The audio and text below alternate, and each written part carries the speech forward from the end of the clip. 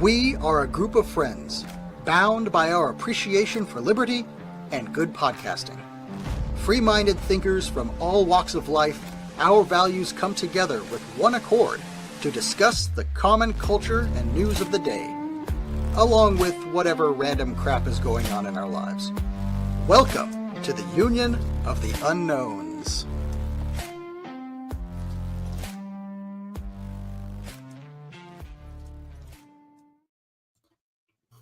Welcome to another episode of the Union of the Unknowns. I will be your host today, Ashley, Think, Change, Repeat. And with me, I have my fellow unknown, Big Perm. What's up, Perm? Hey, I accidentally refreshed my screen, so good to be here. I'm looking forward to this presentation from our guest. Perfect. And then for our guest today, it is Micah Dank. He is going to do a presentation for us and get into some pretty incredible things dealing with astro-theology. And I want to hand it over to him, have him tell us a little bit about how he came to be, a little bit about his experience, and then we're going to get into the presentation. Hey, Micah, how are you? Hey, I'm good. So before I even start that, I just want to let your audience know that I was a 32nd degree Mason, and I had presented this work 2 times to the Masons. The first time was in my Blue Lodge or my lodge where I joined, and the chaplain got so mad that he caused a 5-hour argument with everybody in it after I was done presenting it. I did it a second time for the Grand Lodge in New York City, just the master lodge of this country, and it was for their digital library. And very shortly after I did this presentation, they took it down. And when I asked why, they said it was too risky for the fraternity's reputation and too revealing of the signs.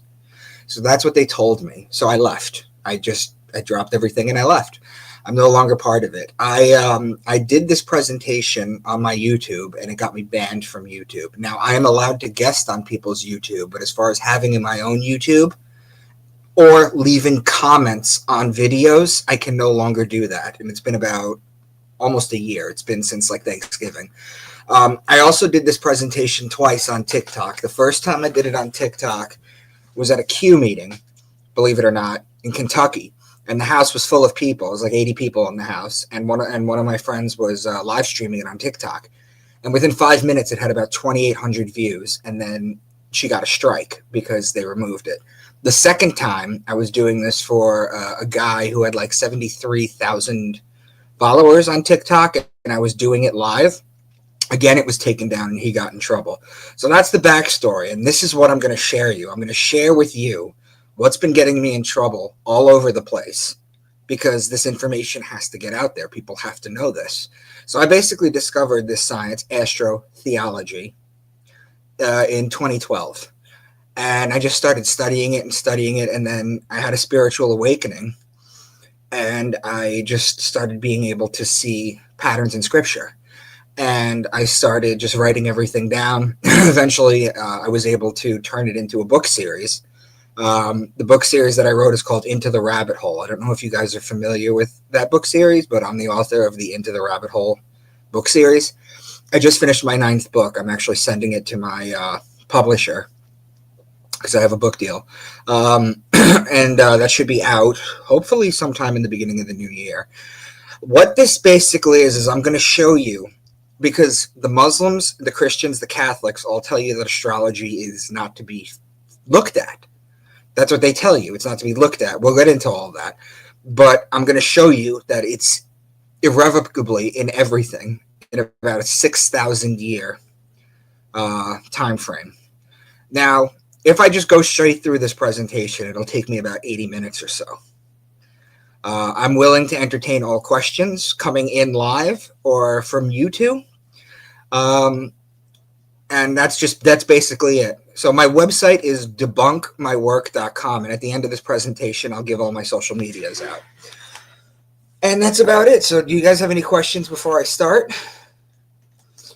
I was just wondering, in your presentation, do you explain the parts that specifically you think was like too hot for the internet or too hot for the lodge, or was it just the entirety of the work, or was It's it the entirety of the work. People okay? don't know. There's maybe about 10 people on the planet in America that can do what I do.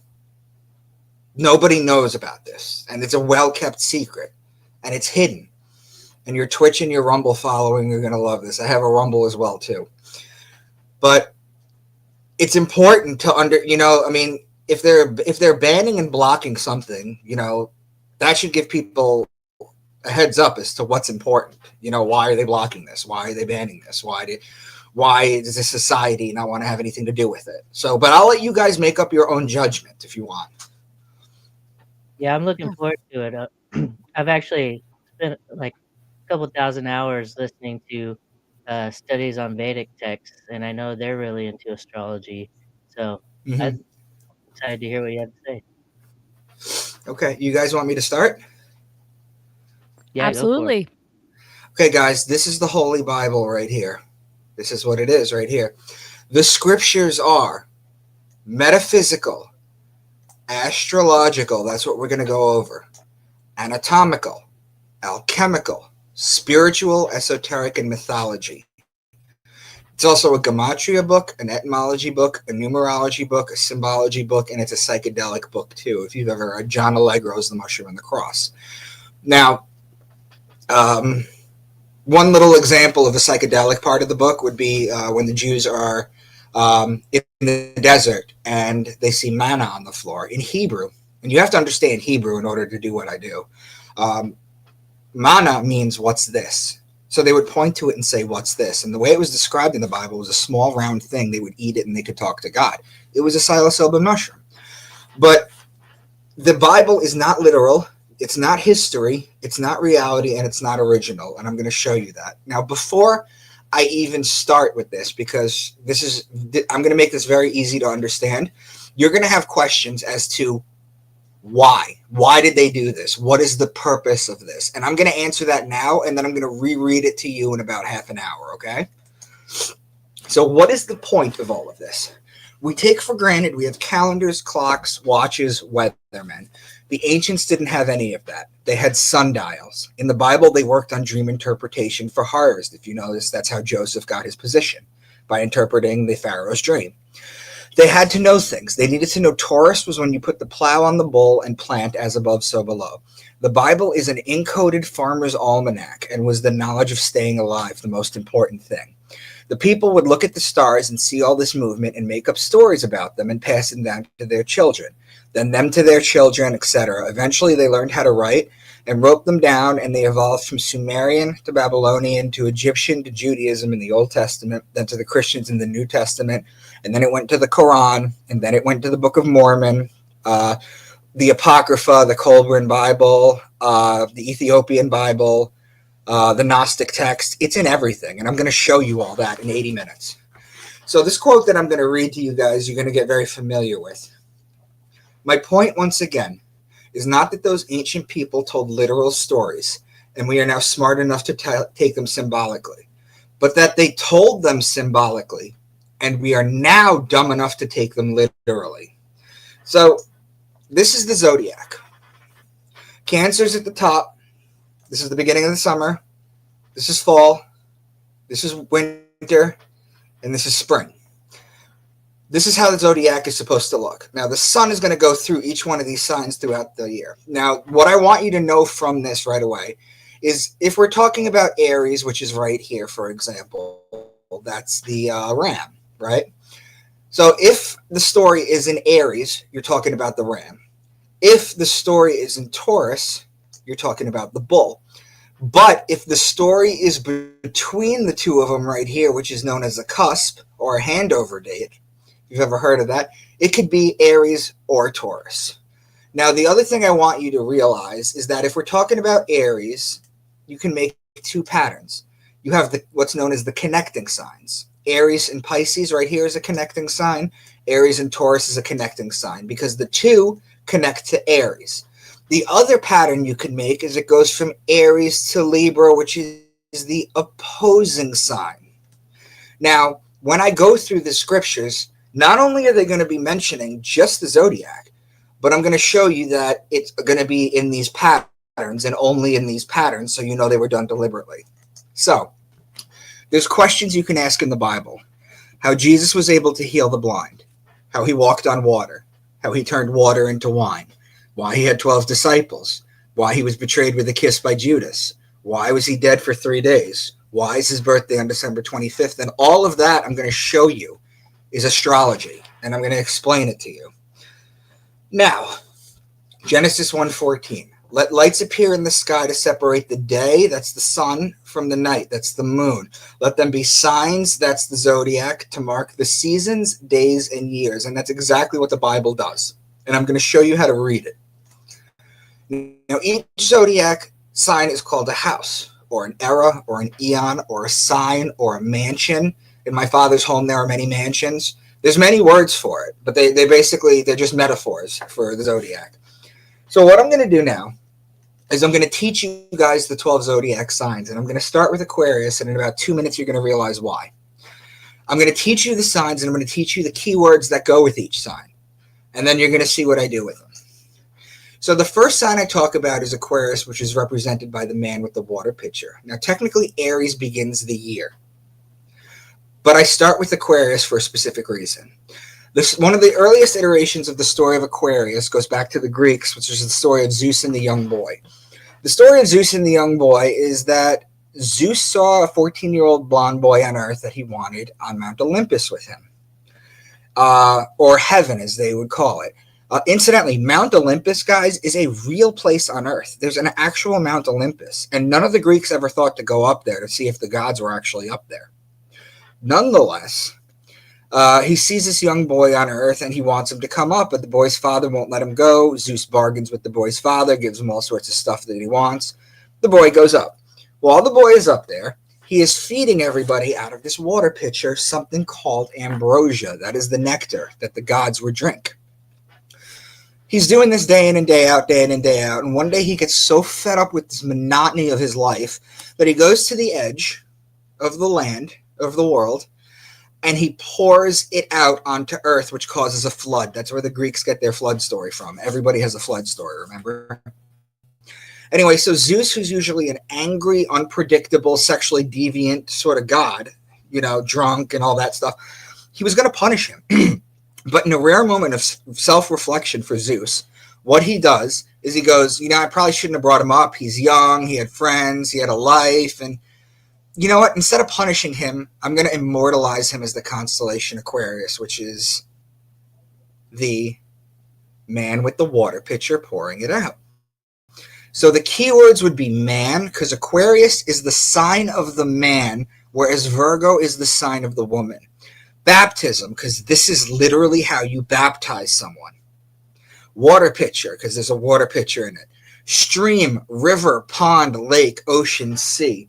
Now, Aquarius, if you understand astrology, is an air sign. However, the fact that they have liquid right here in the sign means that they used it to encode water or liquids. Whereas Pisces, the next sign, is the sign of the two fish in the water. Pisces is actually a mutable water sign. So stream, river, pond, lake, sea, ocean, the same as Pisces. So now you'll see why I started with Aquarius, is because the first two signs I talk about are water. Now, the way that you can tell it's Aquarius water or Pisces water depends on the verbiage they use, and I promise you that I will show you that in Scripture. Now, Aries is the ram, and in Aries you have March 21st, which is the spring equinox. It's a 12-hour day and a 12-hour night. There's also 3 different types of Passovers that occur during Aries. The first is the oldest one, which is the astrological Passover, because on March 21st, the sun passes over the equator and starts to make its way back to its height in the summer solstice. Things get warmer now. In Judaism, the Passover becomes when the angel of death passes over all the Jewish houses and the Egyptian houses, and anyone that doesn't have the lamb or the ram's blood, remember a lamb is a baby ram, doesn't have the ram's blood smeared on their doorpost. Why? Because it identified them as the people of Aries. The Jews are the people of Aries, the ram. That's why during the high holidays they blow the ram's horn in the temple. That's why. Now, in Christianity, the passing over is changed, and it's called the resurrection of God's Son. See, the case that's to be made here is that Jesus is the Son of God, not the Son of God. They're homonyms for sure, and they've been conflated with, movies like Zeitgeist and things of that nature, but Zeitgeist didn't go far enough. I'm going to make a case for this. So the keywords for Aries is ram, lamb, shepherd, or ram's horn. Now, Taurus is the bull. And when you look at the sky and you see Taurus during the season where it's supposed to be, you know that you need to put the plow on the bull so that you can plant the seeds so you can harvest in Virgo and Libra. It's as above, so below. So guys, when you look up at the sky and you see Taurus at its height, and if you don't know what Taurus looks like, the bull, if you can't make it out, most people know what Orion's belt is. Orion's belt is actually between Taurus and Gemini. So when you see Orion's belt at the top, that's when you put the plow on the bull in order to plant the seeds. Because we have John Deere equipment that does this now. But back in the day, thousands of years ago, they needed the bull. So whenever you're talking about bull, ox, calf, or cow, the cow is the female bull. They're talking about Taurus. Gemini is the twins. It's the story of Castor and Pollux Troy. Remember these names. I'm going to show you them later. Castor and Pollux Troy. Whose sister was Helen of Troy. This is the story of Achilles. So whenever you're talking about twins or brothers, you're talking about Gemini. Then Cancer is the crab. The crab in the ancient Egyptian times was known as the scarab or the beetle. So whenever you hear crab or beetle, that's Cancer. Now let me show you what the sun does and why Cancer is the crab. See, December 25th, the sun rises a degree on its axis. On December 26th, it's going to rise an additional one. The following day, an additional one. The following day, an additional one. What I'm showing you here isn't to scale.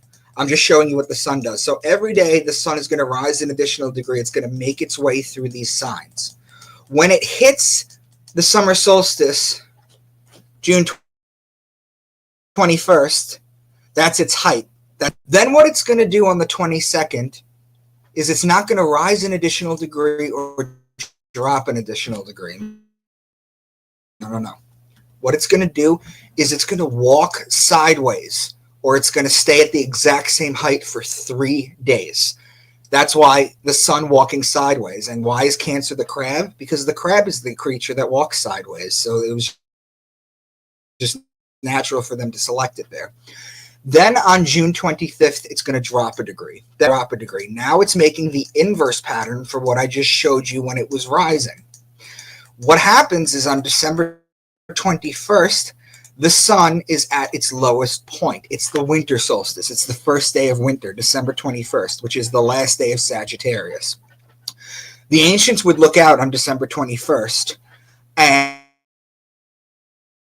they would notice that the sun didn't crack the horizon. So they said that the sun was dead. And then what it's going to do, it's going to walk sideways for 3 days. So suddenly God's son was dead for 3 days. We're on December 25th, the sun and savior, the light of the world, the sun. So that's what the sun does in Cancer. Now, Leo is the king. He's the lion. He's the king of the jungle or the king of the savannah, whatever you want to call it.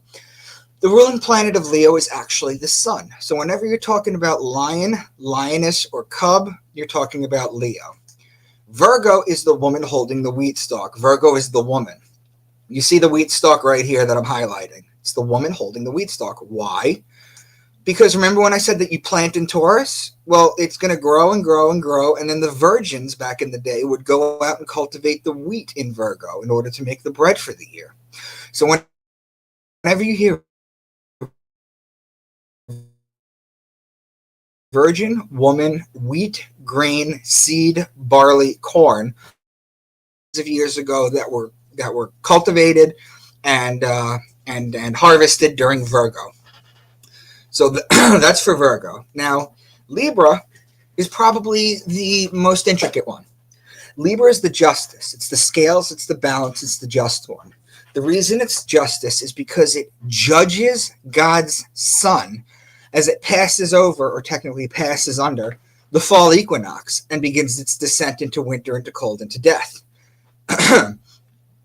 Libra is also wine season, which is when you plant for the grapes in Taurus, you can press the wine here. Libra is also olive oil season. You press the olives to make the sacred oil. So all law-related things in Libra, because of the scales, right? The judge, law, judge, justice, the just one, divorce, marriage, court, all lawly things. Wine, vineyard, wine press, grapes, olive oil or olive oil, that's all Libra. So all law, all wine or grapes, and all olives. That's Libra. Scorpio is the scorpion, and he is the betrayer. When a scorpion is like a pair of lips, and this is where the mafia gets the kiss of death from.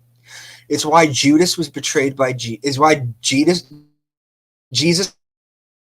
he could have pointed him out, he could have thrown a rock at him, he could have hugged him. It was a kiss because it's symbolic of the scorpion's kiss of death, the mafia's kiss of death. So the sun is judged in Libra with the scales, then it's betrayed in Scorpio, and then here in Sagittarius you see the man on the horse with the bow and the arrow. He's shooting the arrow at the sun and inflicting further punishment on the sun, killing the sun, in fact, because December 21st, that's the sun's death. That is the first day of winter. So whenever you hear horse, and lastly is Capricorn the goat, which you'll see here at the bottom. Now, remember, as I told you that the sun is going to, on December 25th, which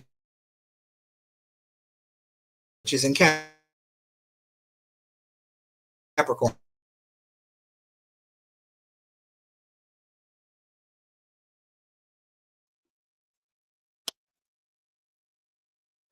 Okay, we lost Micah. I think that perhaps his internet connection was not holding.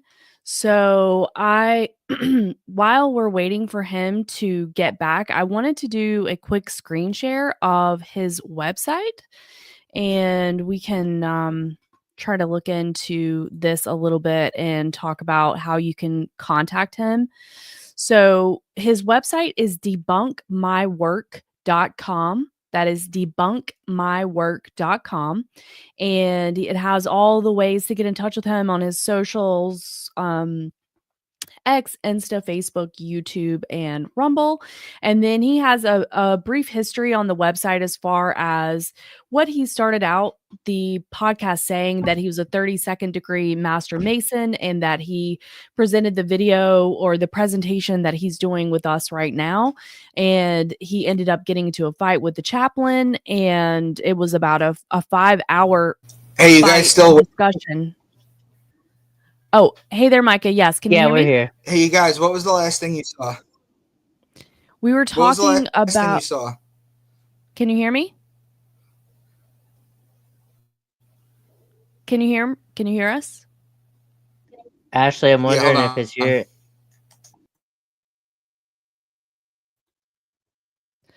Okay. We'll wait for him to get back. So my apologies, but basically this presentation and this information is what ended up causing him to leave the lodge and leave Freemasonry. So he also has on his website a lot of other links that could be of interest, and then he also has the links for purchasing his books. And he was telling us before the show that he has his 9th book that's going to be coming out soon, and they're also going to be on audiobook, so that may be of interest. And Perm was saying that he had read one of Micah's books that was a fiction book, right, Perm?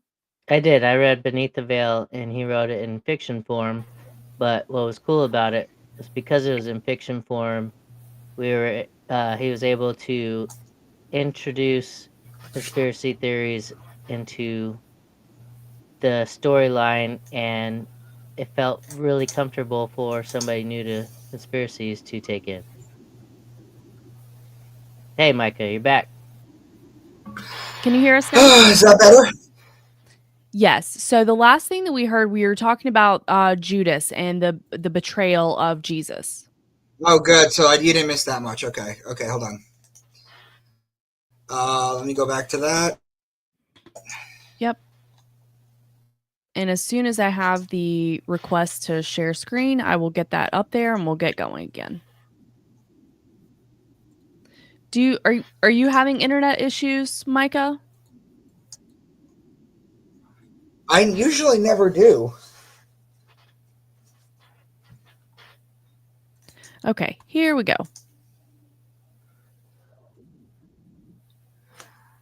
All right. Does that okay, can you guys hear me? Yes. Loud and clear. Okay, so Scorpio is the scorpion. He is the betrayer. When a scorpion bites you, it leaves an imprint in your skin that looks like two lips. It's why the mafia has the kiss of death. And it's why Jesus was betrayed by Judas with a kiss. He could have stoned him. He could have hugged him. He could have pointed him out. He could have done any way to get his attention. But it was with a kiss because it represents the Scorpio's kiss of death, the mafia's kiss of death. So the sun is judged in Libra, and it's betrayed in Scorpio. And then finally here in Sagittarius, you still with me? Yes. Yeah, you're good. Okay. All right, hold on. Okay, so in Sagittarius, this is where the bow and the arrow shoot the sun, effectively killing it. Why? Because the sun dies on December 21st. And I explained to you that that's the beginning of winter. The sun doesn't crack the horizon. The ancients thought the sun was dead. Whenever you listen to or hear horse, bow and arrow, or horseman, that's Sagittarius.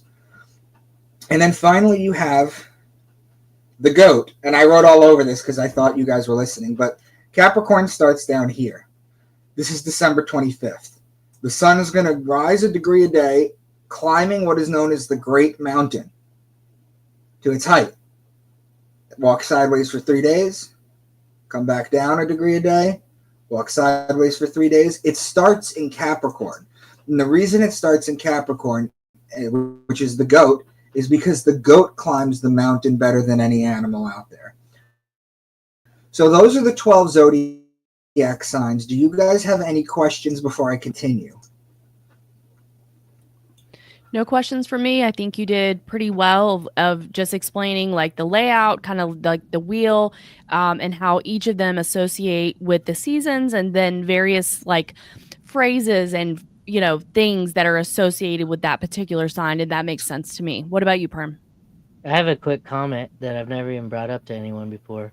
But in my head, the calendar has always been a circle like this since as long as I have memory of my life. And December's always been at the bottom and summer's always been at the top, except for I went around counterclockwise. I go around counterclockwise in my head. Well, think about it. Think about the Earth. Think about the Earth. Think about the Earth. What is at the bottom of the Earth? You have the Tropic of Capricorn. What is at the top of the Earth? You have the Tropic of Cancer, right? Yeah. So you're not far off. I've only seen it visually in my head. I've never seen it visually on a screen before. So that caught my eye immediately. Okay, so that's a good sign. Guys, if for some reason I ever start to lag or you don't hear me, just please jump in. Okay. Okay, so here we go. Let's start getting into this. Now, you both have been to church. You know that there's names for Jesus. He's given these monikers. Let's go through some of them. Now, Jesus is the sun. The sun is behind his head right here, and it is in every single picture, including baby Jesus. This is not a halo. This is the sun. It is very clearly the sun in every single picture because they're telling you he's the sun. Now, watch this. Capricorn is the goat. When the sun or Jesus is in Capricorn, he is the scapegoat of Israel. The sign of Aquarius is the man. He is called the Son of Man. When the sun or Jesus is in Pisces, the two fish, he is the fisher of men. And that's also why he feeds the masses with two fish. When the sun or Jesus is in Aries, the ram, he is called the good shepherd. Micah, Cancer, the scarab, the beetle, St. Augustine, the Christian, famous when he's in Leo, he is the Lion of Judah. The lady holding the stalk of wheat, Virgo, he is born of a virgin and he is called the bread of life. The bread, the wheat.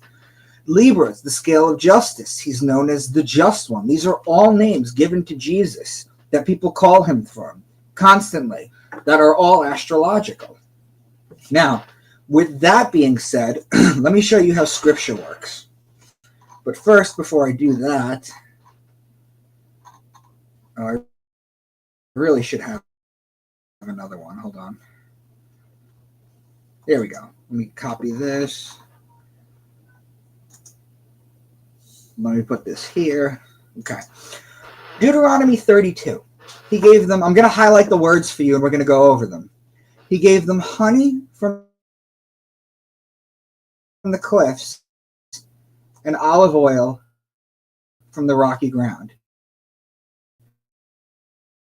The best rams from Bashan and the finest wheat. They drank the best wine made from the juice of red grapes. But Jeshurun the bull. Micah, can you hear us? Down here, the honey in the middle. Okay, yeah. Sorry. Your audio is lagging again. I wonder if we turn your camera off, since we can't see you anyway, if that may help a little bit with some of the bandwidth. I'm not sure.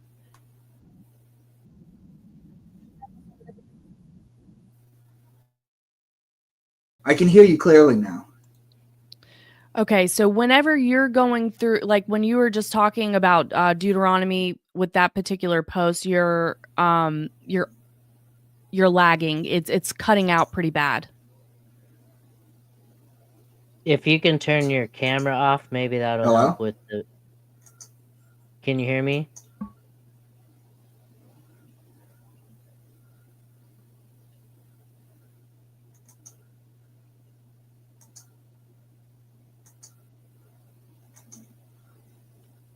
Can you guys hear me? Yes. Can you hear us? We hear you fine. Can you hear us?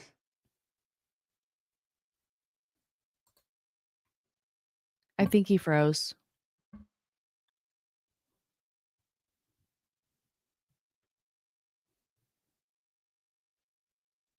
Yep, we lost him again. So we may have to, I don't know. We may do this at another time. I'm really not sure. Can we continue this not live? Maybe, yeah. Maybe we'll have to. Let's do it that way. So everybody, thank you so much for joining us tonight. I'm so sorry that we ended up having this issue, but I think we're gonna cut it live and try to do a pre-record and see if we may be able to get a better connection that way. And thank you so much, everybody. It's great to see you in the chat. Really appreciate you, and we'll see you next time. Yeah, thanks a lot, everyone.